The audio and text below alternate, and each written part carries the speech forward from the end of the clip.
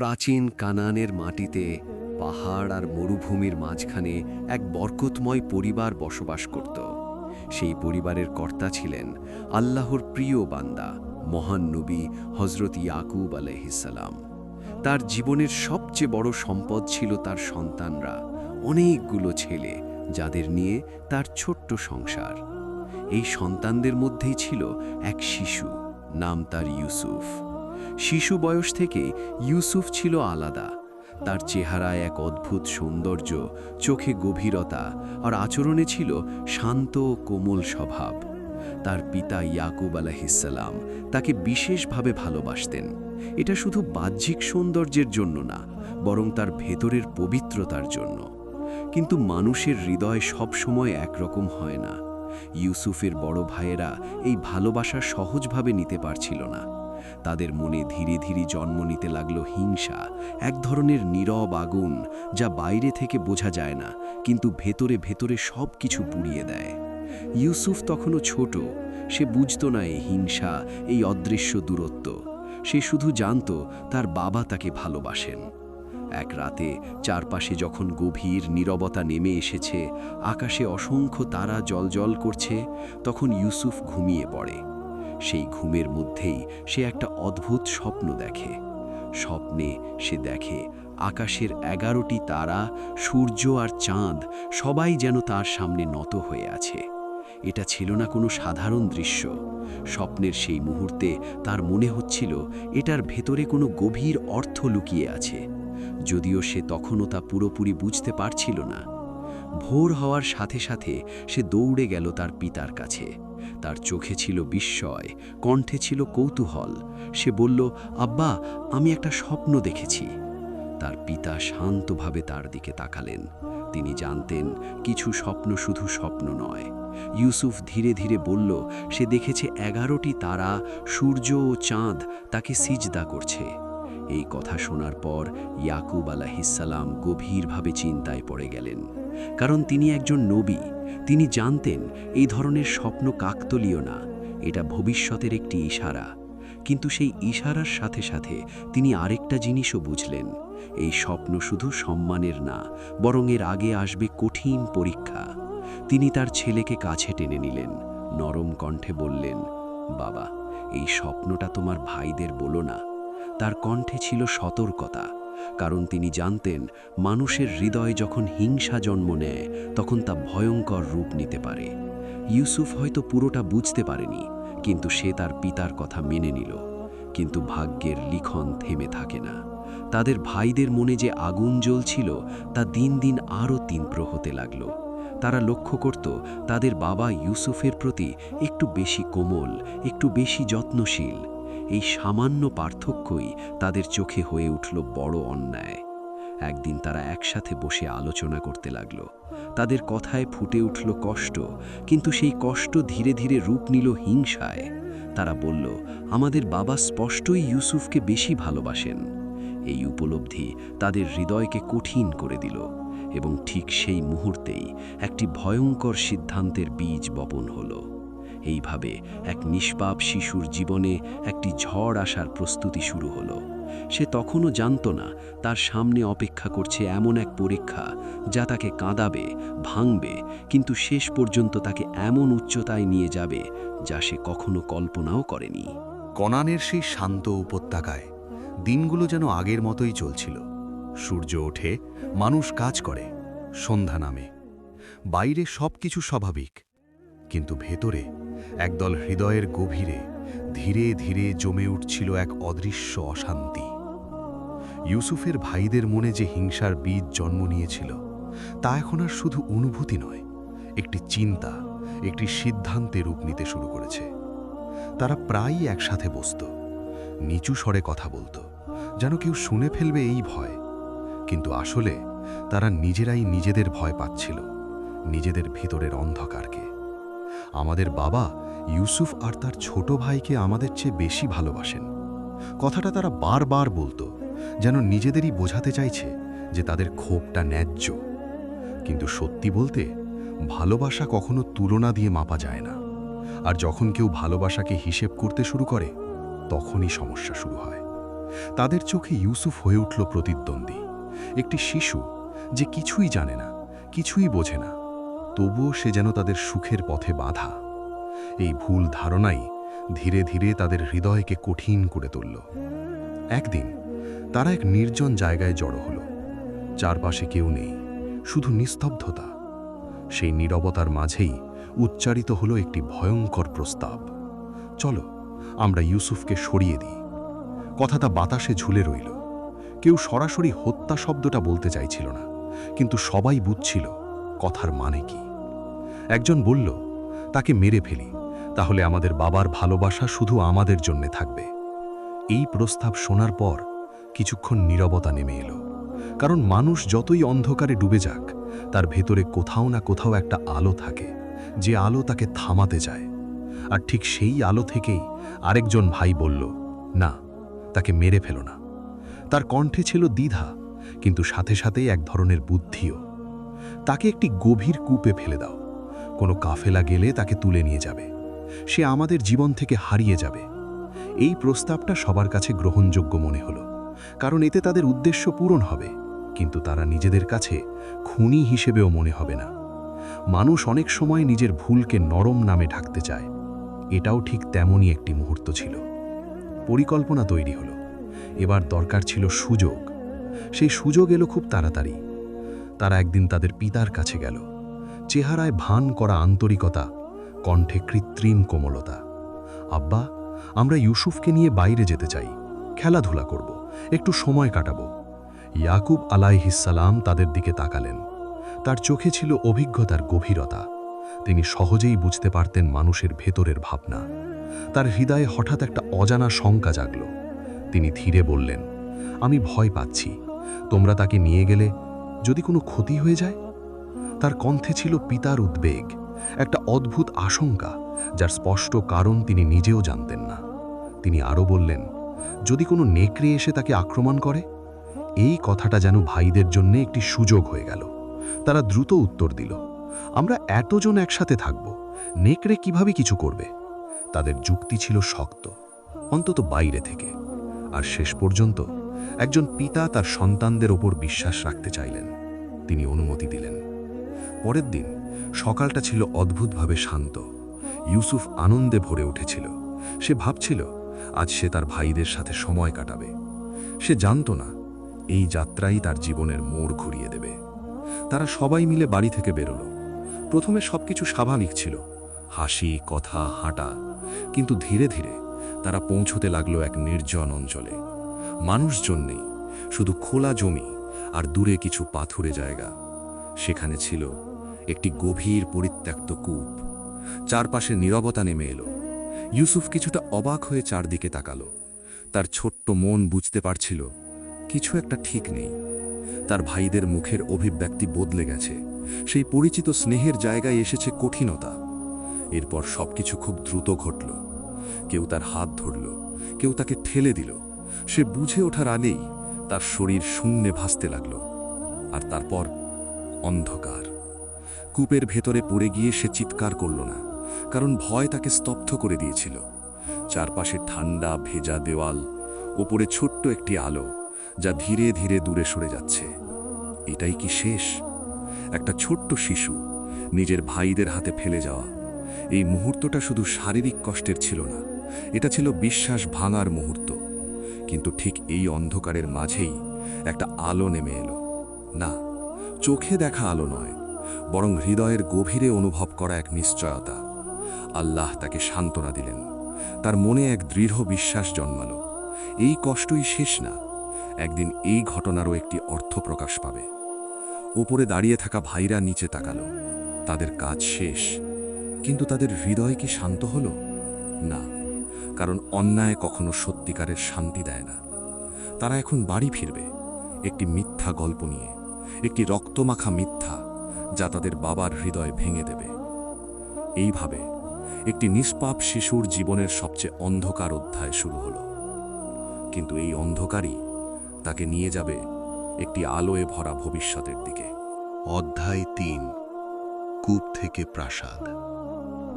কূপের অন্ধকারে সময়ের হিসাব হারিয়ে যায়। সেখানে দিন আর রাতের কোনো স্পষ্ট পার্থক্য নেই, শুধু ওপরে ছোট্ট এক টুকরো আকাশ, যেখান থেকে কখনো আলো ঢোকে, কখনো আবার অন্ধকার নেমে আসে। ইউসুফ সেই অন্ধকারের মধ্যে একা, তার চারপাশে নীরবতা, কিন্তু তার ভেতরে চলছে এক অদ্ভুত সংগ্রাম, ভয় আর বিশ্বাসের মাঝখানে এক টানাপড়ন। সে জানে না কতক্ষণ কেটে গেছে, কিন্তু তার ছোট্ট হৃদয় এখনো আশায় ভরা, যেন কেউ আসবে, কেউ তাকে এখান থেকে তুলে নেবে। ঠিক তখনই ওপরে কিছু শব্দ শোনা গেল, মানুষের কণ্ঠস্বর। দূর থেকে ভেসে আসা সেই আওয়াজ ধীরে ধীরে কাছে এলো। এটা ছিল এক কাফেলা, দূর দেশে যাওয়া কিছু যাত্রী। তারা এই কূপের কাছে থামল পানি নেওয়ার জন্য। একজন লোক দড়ি নামালো, একটি বালতি কূপের গভীরে নামতে লাগল। অন্ধকারের ভেতরে বসে থাকা ইউসুফ হঠাৎ সেই নড়াচড়া টের পেল। তার মনে এক ঝলক আশা জাগল। সে এগিয়ে এলো আর সেই বালতিটা ধরে ফেলল। ওপরে থাকা লোকটি যখন দড়ি টানতে শুরু করল, সে ভাবছিল সে পানি তুলছে, কিন্তু যখন বালতি ওপরে এলো, তার চোখ বিস্ময়ে বড় হয়ে গেল। এটা তো একটা ছেলে! কাফেলার লোকেরা একে অপরের দিকে তাকালো। এই অদ্ভুত ঘটনাটা তাদের অবাক করে দিল। তারা বুঝতে পারল, এটা হয়তো কোনো ফেলে যাওয়া শিশু বা হয়তো কারো হারিয়ে যাওয়া সন্তান। কিন্তু তাদের চোখে এই মুহূর্তে আরেকটি চিন্তা জন্ম নিল। এটা একটি সুযোগ। তারা ইউসুফকে নিজেদের সাথে নিয়ে নিল। কেউ তাকে প্রশ্ন করল না সে কোথা থেকে এসেছে, তার পরিবার কোথায়, কারণ তাদের উদ্দেশ্য ছিল ভিন্ন।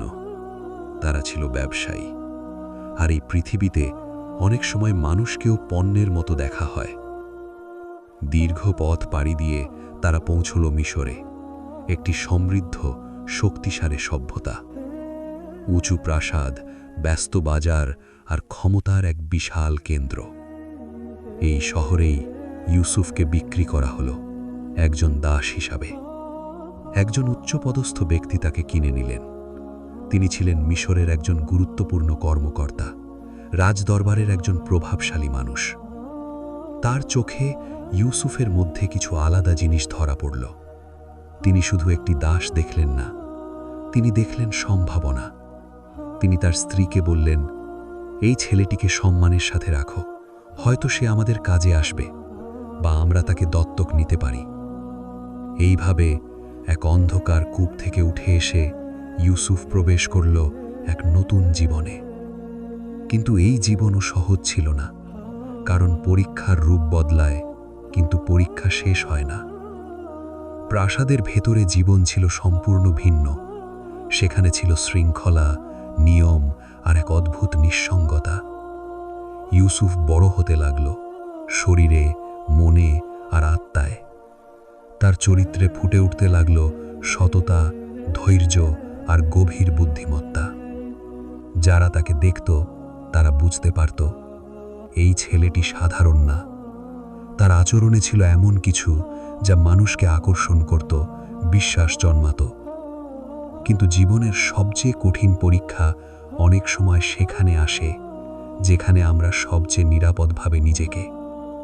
প্রাসাদের ভেতরে একজন নারী তাকে লক্ষ্য করতে শুরু করলেন। তিনি ছিলেন সেই গৃহের মালিকের স্ত্রী। প্রথমে এটা ছিল শুধু নজর, একটা কৌতূহল, কিন্তু ধীরে ধীরে সেই কৌতূহল রূপ নিল এক বিপজ্জনক আকর্ষণে। ইউসুফ তখন তরুণ, তার সৌন্দর্য ছিল অসাধারণ, কিন্তু তার চেয়েও বড় ছিল তার চরিত্র। আর ঠিক এই কারণেই তার সামনে আসতে চলেছে এমন এক পরীক্ষা যা তার ঈমান, তার নৈতিকতা সবকিছু যাচাই করবে। একদিন প্রাসাদের দরজাগুলো বন্ধ করা হলো, চারপাশে নিস্তব্ধতা, এবং সেই নারী ধীরে ধীরে তার দিকে এগিয়ে এলেন। এই মুহূর্ত থেকেই শুরু হতে যাচ্ছে তার জীবনের সবচেয়ে কঠিন পরীক্ষা। একটি পরীক্ষা যেখানে ভুল করলে সবকিছু শেষ, আর সঠিক থাকলে অন্ধকারের পর আসবে আলো। অধ্যায় 4 প্রলোভন, অপবাদ ও বন্দিত্ব। মিশরের সেই প্রাসাদ বাইরে থেকে যতটা জাঁকজমকপূর্ণ, ভেতরে ততটাই নীরব ও জটিল। সেখানে প্রতিটি পদক্ষেপ হিসেব করে ফেলতে হয়, প্রতিটি দৃষ্টি কিছু না কিছু বোঝায়। ইউসুফ এখন আর সেই ছোট্ট শিশু নেই, সে বড় হয়েছে। তার আচরণে পরিণত ভাব, কথায় সংযম আর চোখে এক ধরনের গভীরতা। তার সৌন্দর্যের কথা চারদিকে ছড়িয়ে পড়েছে, কিন্তু তার চেয়েও বেশি মানুষ মুগ্ধ হতো তার চরিত্রে, সততা, নম্রতা আর এক অদ্ভুত আত্মসংযম। প্রাসাদের ভেতরে যারা কাজ করত তারা তাকে সম্মান করত, তার প্রভুও তাকে বিশ্বাস করতেন, এতটাই যে ঘরের অনেক দায়িত্ব তার হাতে ছেড়ে দিয়েছিলেন। কিন্তু এই বিশ্বাস আর সৌন্দর্য দুটো একসাথে কখনো কখনো হয়ে ওঠে পরীক্ষার কারণ। সেই গৃহের মালিকের স্ত্রী, যিনি একসময় শুধু দূর থেকে তাকে লক্ষ্য করতেন, এখন তার অনুভূতিগুলো আর লুকিয়ে রাখতে পারছিলেন না। প্রথমে সেটা ছিল কৌতূহল, তারপর মুগ্ধতা, আর ধীরে ধীরে তার রূপ নিল এক প্রবল আকর্ষণে।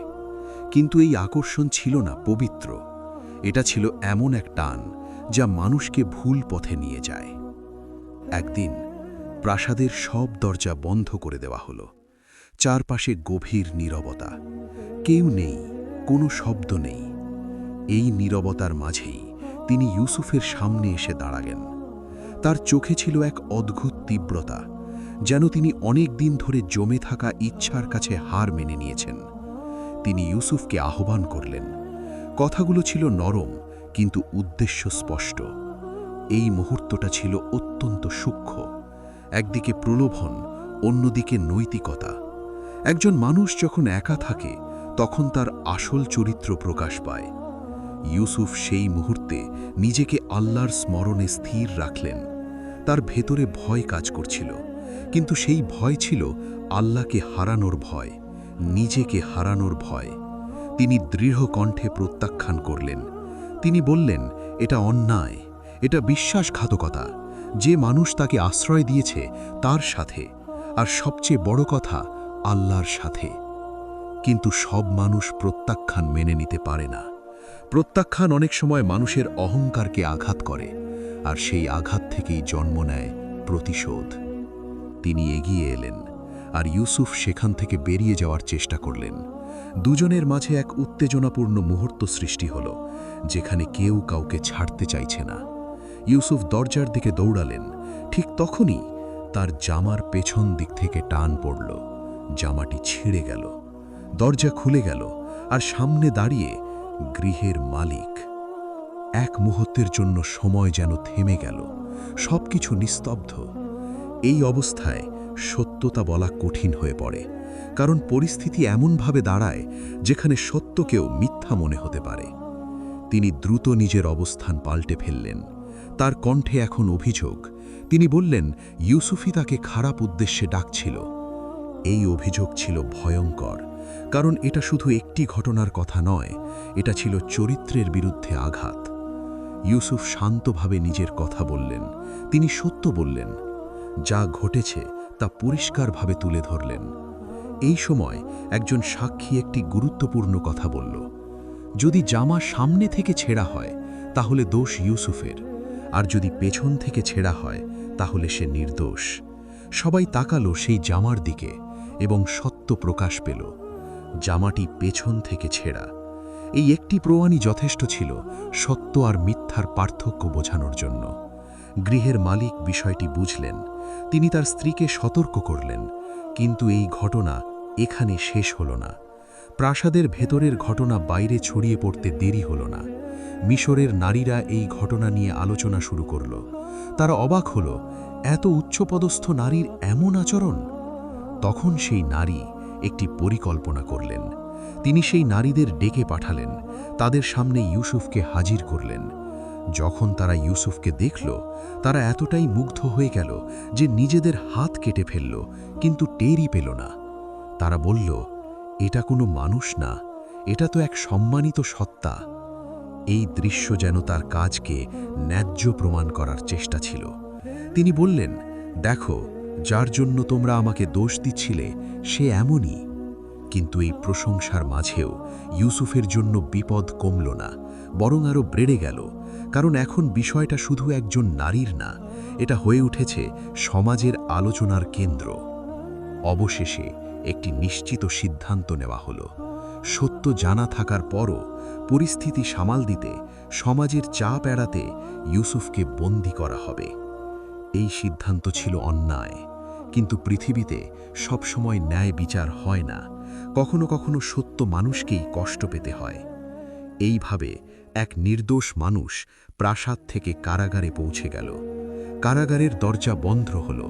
অন্ধকার স্যাঁতস্যাঁতে নির্জন এক জীবন শুরু হল। কিন্তু ইউসুফ ভেঙে পড়লেন না, কারণ তার ভরসা ছিল মানুষের উপর না, আল্লাহর উপর। এই বন্দিত্বই হয়ে উঠবে তার জীবনের সবচেয়ে বড় মোড়, কারণ এখান থেকেই শুরু হবে তার উত্থান। অধ্যায় 5। কারাগারের নীরবতা ও নিয়তির ডাক। কারাগারের দরজা যখন বন্ধ হয়, তখন শুধু লোহার শব্দই শোনা যায় না, শোনা যায় এক জীবনের নতুন অধ্যায়ের সূচনা। মিশরের সেই অন্ধকার কারাগার, স্যাঁতস্যাঁতে দেয়াল, সংকীর্ণ পথ, আর ভেতরে বন্দী অসংখ্য মানুষের দীর্ঘশ্বাস। এই জায়গায় কেউ স্বেচ্ছায় আসে না। এখানে আসে তারা যাদের ভাগ্য বা সমাজ তাদের ঠেলে দিয়েছে অন্ধকারের দিকে। আর আজ সেই অন্ধকারের মাঝেই দাঁড়িয়ে আছেন ইউসুফ। প্রথম কয়েকদিন চারপাশের পরিবেশ যেন তার চারদিকে চাপ সৃষ্টি করছিল। এখানে নেই প্রাসাদের আলো, নেই পরিচিত মুখ, নেই কোনো আরাম, শুধু নিঃসঙ্গতা। কিন্তু এই নিঃসঙ্গতা তাকে ভেঙে দেয়নি, বরং ধীরে ধীরে এই নিঃসঙ্গতাই হয়ে উঠল তার শক্তি। তিনি নিজের ভেতরের জগতের দিকে ফিরে গেলেন। আল্লাহর স্মরণে তার হৃদয় স্থির হতে লাগল। প্রার্থনা, ধৈর্য আর বিশ্বাস, এই তিনটিই হয়ে উঠল তার আশ্রয়। কারাগারের অন্য বন্দীরা প্রথমে তাকে শুধু আরেকজন কয়েদি ভেবেছিল, কিন্তু সময়ের সাথে সাথে তারা বুঝতে পারল এই মানুষটি আলাদা। তার কথা বলার ভঙ্গি, তার আচরণ, তার চোখের শান্তি, সবকিছুই অন্যরকম। ধীরে ধীরে মানুষ তার কাছে আসতে শুরু করল। কেউ কথা বলতে, কেউ সান্ত্বনা পেতে, কেউ শুধু তার পাশে বসে থাকতে। কারণ কিছু মানুষ আছে যাদের উপস্থিতি অন্যদের জন্য শান্তির কারণ হয়ে ওঠে। এই সময় দুজন নতুন বন্দী কারাগারে আনা হলো। তারা ছিল সাধারণ মানুষ না। একজন ছিল রাজার পানীয় পরিবেশনকারী, আরেকজন ছিল রাজার খাদ্য প্রস্তুতকারী। কোনো এক কারণে তারা কারাগারে এসেছে, আর তাদের মুখে ছিল দুশ্চিন্তার ছাপ। একদিন তারা ইউসুফের কাছে এলো। তাদের চোখে ছিল কৌতূহল আর মনে এক অদ্ভুত প্রশ্ন। তারা বলল, আমরা স্বপ্ন দেখেছি। স্বপ্ন যা ইউসুফের জীবনের শুরুতেই এসেছিল, আজ আবার ফিরে এলো এক নতুন রূপে। প্রথম ব্যক্তি বলল সে দেখেছে সে আঙুর থেকে মদ তৈরি করছে। দ্বিতীয় ব্যক্তি বলল সে দেখেছে তার মাথার উপর রুটি রাখা আর পাখিরা তা খাচ্ছে। তারা দুজনেই ইউসুফের দিকে তাকালো এক ধরনের আশা নিয়ে, কারণ তারা বুঝতে পেরেছিল এই মানুষটি সাধারণ না। ইউসুফ তাদের কথা মন দিয়ে শুনলেন, কিন্তু তিনি তাড়াহুড়ো করে উত্তর দিলেন না, বরং তিনি তাদের বললেন স্বপ্নের ব্যাখ্যার আগে একটি সত্য বুঝতে হবে। তিনি তাদের আল্লাহর একত্বের কথা বললেন। তিনি বোঝালেন এই পৃথিবীর সব ক্ষমতা, সব জ্ঞান একই উৎস থেকে আসে। তার কণ্ঠ ছিল শান্ত কিন্তু শক্তিশালী। কারাগারের সেই অন্ধকার কোণে একটি আলোর মতো ছড়িয়ে পড়ছিল তার কথা। তারপর তিনি স্বপ্নের ব্যাখ্যা দিলেন। প্রথম ব্যক্তিকে বললেন সে আবার তার আগের কাজে ফিরে যাবে, সে রাজার কাছে ফিরে যাবে। দ্বিতীয় ব্যক্তিকে বললেন তার পরিণতি হবে ভিন্ন, তার শাস্তি পাবে। এই ব্যাখ্যা ছিল স্পষ্ট এবং সময়ের সাথে সাথে তা সত্যি হয়ে উঠল। প্রথম ব্যক্তি মুক্তি পেল, সে আবার প্রাসাদে ফিরে গেল। দ্বিতীয় ব্যক্তি, তার জীবনের শেষ হল। বিদায়ের আগে ইউসুফ সেই মুক্তিপ্রাপ্ত ব্যক্তিকে বলেছিলেন, আমার কথা তোমার প্রভুর কাছে উল্লেখ করো। এটা ছিল একটি আশা, একটি সুযোগ, কারাগার থেকে মুক্তির পথ। কিন্তু মানুষ অনেক সময় ভুলে যায়। প্রাসাদে ফিরে গিয়ে সে তার পুরনো জীবনে ব্যস্ত হয়ে পড়ল। আর ইউসুফ, তিনি থেকে গেলেন কারাগারে। দিন গেল, মাস গেল, বছর পেরিয়ে গেল। তিনি অপেক্ষা করলেন, কিন্তু কোনো ডাক এলো না। এই অপেক্ষা ছিল কঠিন, কারণ অন্যায়ের শাস্তি ভোগ করা এক জিনিস, আর অন্যায়ভাবে ভুলে যাওয়া আরেকটি জিনিস। তবুও তিনি ধৈর্য হারালেন না, কারণ তার ভরসা মানুষের উপর ছিল না, ছিল আল্লাহর পরিকল্পনার উপর। এবং ঠিক তখনই, যখন সব কিছু যেন স্থির হয়ে গেছে, একটি ঘটনা ঘটল যা তার জীবনের মোড় ঘুরিয়ে দেবে। মিশরের রাজা এক অদ্ভুত স্বপ্ন দেখলেন, একটি স্বপ্ন যার অর্থ কেউ বুঝতে পারছিল না। এই স্বপ্নই হয়ে উঠবে ইউসুফের মুক্তির চাবিকাঠি। অধ্যায় 6, স্বপ্নের ব্যাখ্যা ও মুক্তির দরজা। মিশরের রাজপ্রাসাদ, যেখানে প্রতিটি সকাল শুরু হয় জাঁকজমক আর নিয়মের মধ্যে, সেই প্রাসাদেই একদিন নেমে এলো অদ্ভুত অস্থিরতা।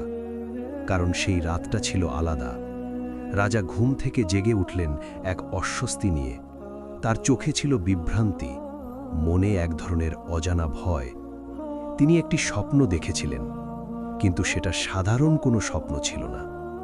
স্বপ্নে তিনি দেখলেন 7টি মোটা সবল গরু, যাদেরকে খেয়ে ফেলছে 7টি রোগা দুর্বল গরু। এরপর তিনি দেখলেন 7টি সবুজ পূর্ণ শস্যদানা, আর তাদের পাশে 7টি শুকনো বিবর্ণ শস্য। এই দৃশ্যগুলো তাকে অস্থির করে তুলল, কারণ তিনি বুঝতে পারছিলেন এটা শুধু কল্পনা নয়, এর মধ্যে লুকিয়ে আছে কোনো গভীর বার্তা। সকালে তিনি তার সভাসদদের ডাকলেন, জ্যোতিষী, পণ্ডিত, স্বপ্ন ব্যাখ্যাকারী। তিনি তাদের সামনে স্বপ্নটি বর্ণনা করলেন। সবাই মন দিয়ে শুনল, কিন্তু কেউই নিশ্চিত কিছু বলতে পারল না। কেউ বলল এটা অদ্ভুত স্বপ্ন, কেউ বলল এটার কোনো স্পষ্ট অর্থ নেই। প্রাসাদের ভেতরে এক ধরনের অসহায়তা ছড়িয়ে পড়ল। ক্ষমতা থাকা সত্ত্বেও কখনো কখনো মানুষ নিজেকে অসহায় মনে করে, যখন সে সত্য খুঁজে পায় না। ঠিক তখনই একজন মানুষ হঠাৎ যেন কিছু মনে করতে পারল। সে সেই ব্যক্তি যে একসময় কারাগারে ইউসুফের সাথে ছিল, যে তার স্বপ্নের ব্যাখ্যা পেয়েছিল আর পরে মুক্তি পেয়েছিল। হঠাৎ তার মনে পড়ল একজন মানুষ যে স্বপ্নের অর্থ বুঝতে পারত। তার হৃদয়ে এক ধরনের অপরাধ বোধ জাগল, কারণ সে এতদিন তাকে ভুলেছিল। সে দ্রুত রাজাকে বলল, আমি এমন একজনকে চিনি যিনি এই স্বপ্নের অর্থ বলতে পারবেন। অনুমতি নিয়ে সে ছুটে গেল কারাগারের দিকে। বহু বছর পর কারাগারের সেই দরজার সামনে আবার দাঁড়ালো সে। ভেতরে গিয়ে সে ইউসুফের সাথে দেখা করল। সময় ইউসুফকে বদলে দিয়েছে, কিন্তু তার ভেতরের আলো নিভে যায়নি। তার চোখে এখন আরও গভীরতা, আরও স্থিরতা। সে রাজার স্বপ্নের কথা বলল। ইউসুফ মন দিয়ে শুনলেন, একটুও তাড়াহুড়ো না করে।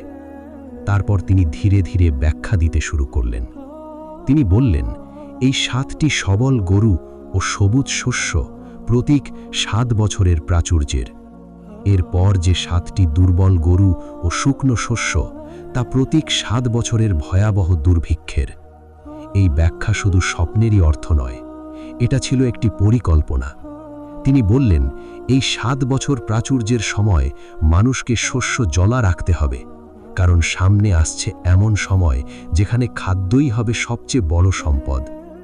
এই কথা শুধু জ্ঞান না, এটা ছিল দূরদর্শিতা। বার্তাটি রাজপ্রাসাদে পৌঁছাল।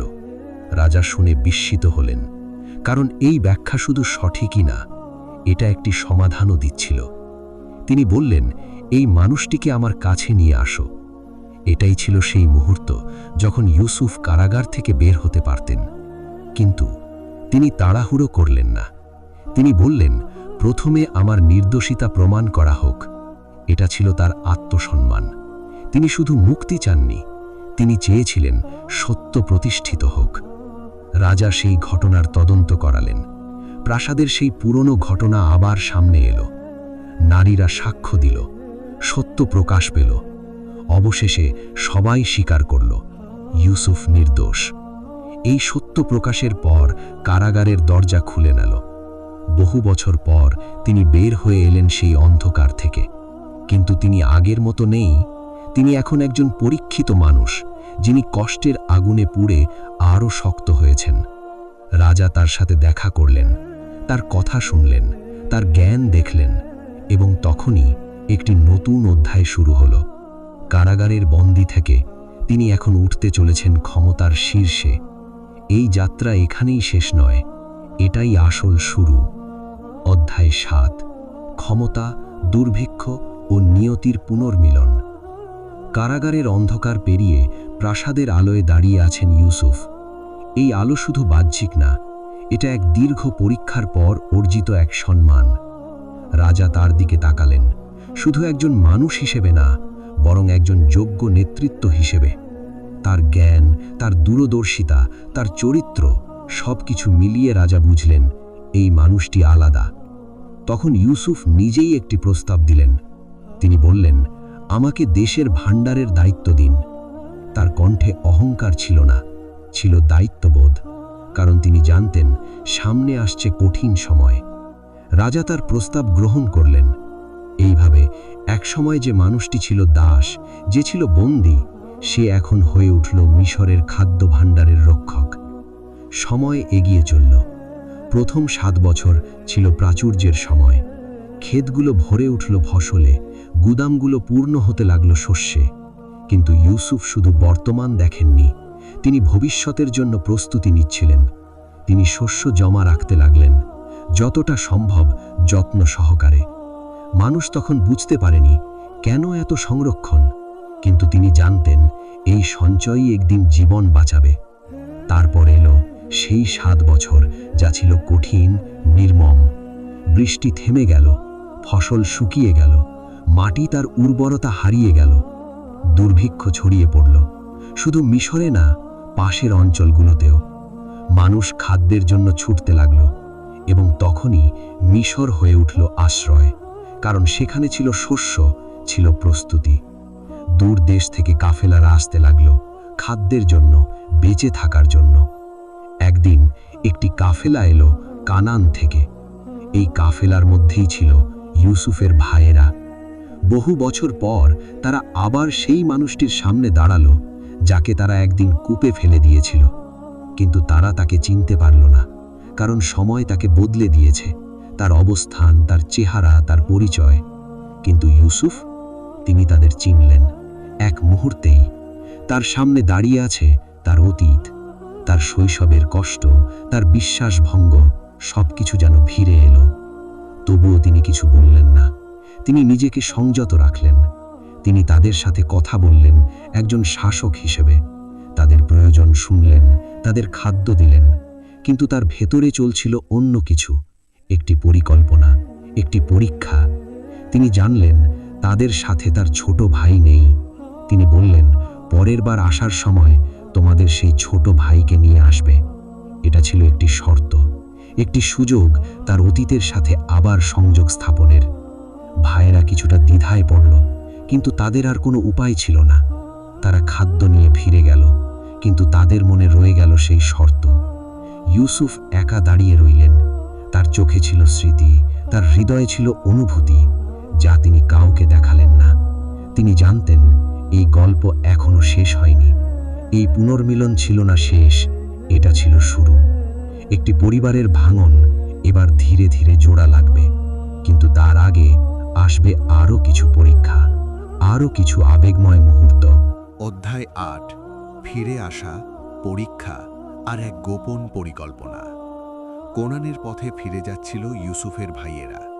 তাদের উটগুলো বোঝাই শস্যে, কিন্তু তাদের হৃদয় ভারী, কারণ তারা শুধু খাদ্য নিয়েই ফিরছে না, ফিরছে এক শর্তের বোঝা নিয়ে। সেই শর্ত, পরের বার মিশরে এলে তাদের ছোট ভাইকে সঙ্গে আনতে হবে। বাড়িতে ফিরে তারা তাদের পিতার সামনে বসল। ইয়াকুব আলাইসাল্লামের চোখে ছিল ক্লান্তি, কিন্তু তার ভেতরে এখনও জ্বলছিল এক অদ্ভুত আশা, যেন তিনি এখনও ইউসুফকে হারাননি। ভাইয়েরা সব কিছু খুলে বলল, মিশরের সেই ক্ষমতাবান ব্যক্তির কথা, তার শর্ত আর খাদ্যের প্রয়োজন। তারা বলল, আমাদের আবার যেতে হবে, কিন্তু এবার বেনিয়ামিনকে সঙ্গে নিতে হবে। এই কথা শুনে ইয়াকুব আলাইসাল্লামের হৃদয় কেঁপে উঠল। তার চোখে ভেসে উঠল অতীত, আরেকটি দিন, যেদিন তিনি তার প্রিয় সন্তান ইউসুফকে তাদের হাতে তুলে দিয়েছিলেন। আর তারপর তিনি তাকে হারিয়েছিলেন। তিনি ধীরে বললেন, আমি কি তোমাদের ওপর আবার বিশ্বাস করব যেমনটা আগে করেছিলাম? তার কণ্ঠে ছিল কষ্ট, একটি দীর্ঘদিনের দুঃখের ভার। ভাইয়েরা এবার প্রতিশ্রুতি দিল। তারা বলল, আমরা তাকে রক্ষা করব, আমরা শপথ করছি। অনেক দ্বিধা, অনেক চিন্তার পর ইয়াকুব আলাইসালাম রাজি হলেন।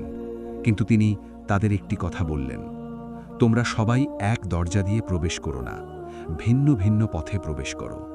এটা ছিল সতর্কতা, একজন পিতার অভিজ্ঞতা থেকে দেওয়া পরামর্শ।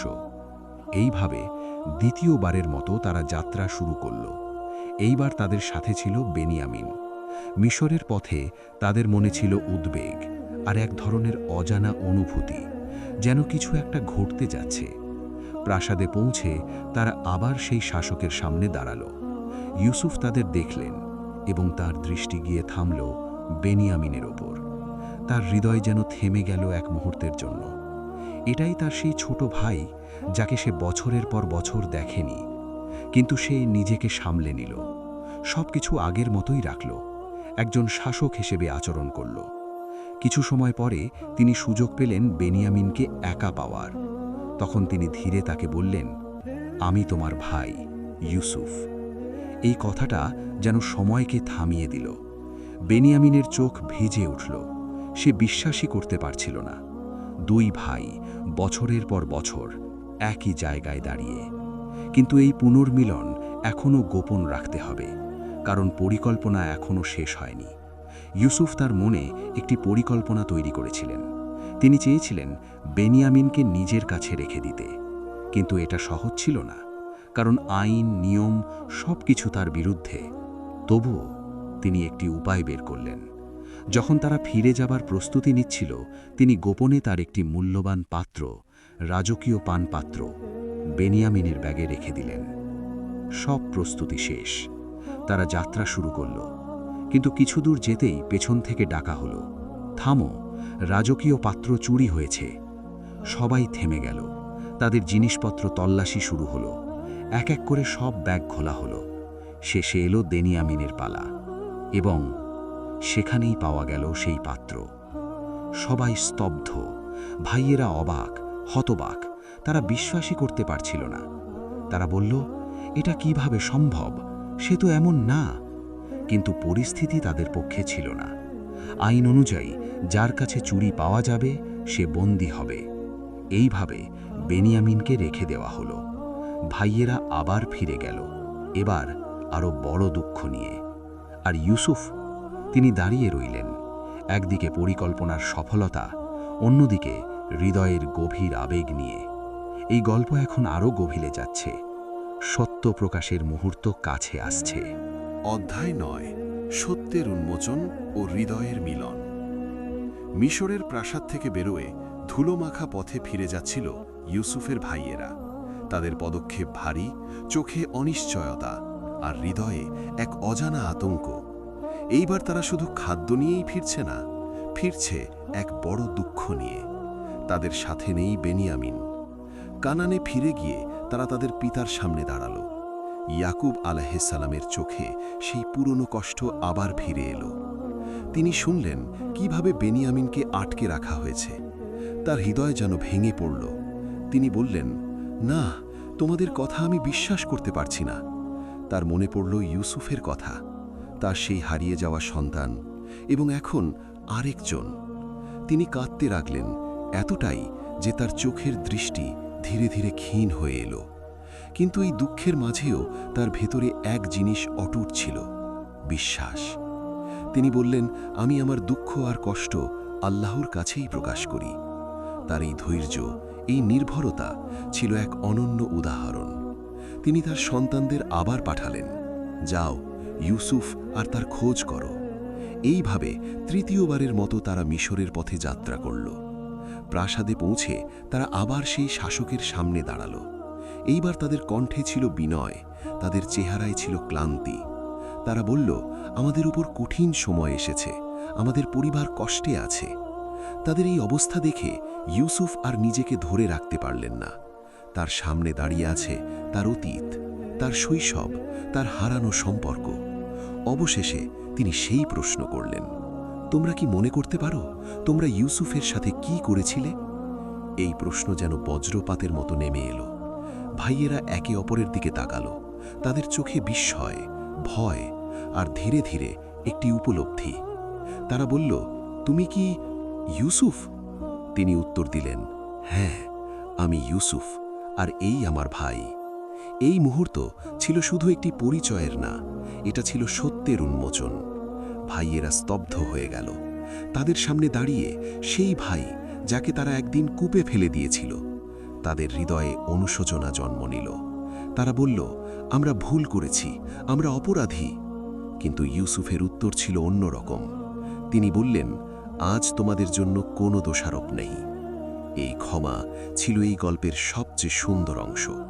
কারণ প্রতিশোধ নেওয়া সহজ, কিন্তু ক্ষমা করা সেটাই মহত্ব। তিনি তাদের বললেন তার একটি জামা নিয়ে যেতে আর তা তার পিতার মুখে দিতে।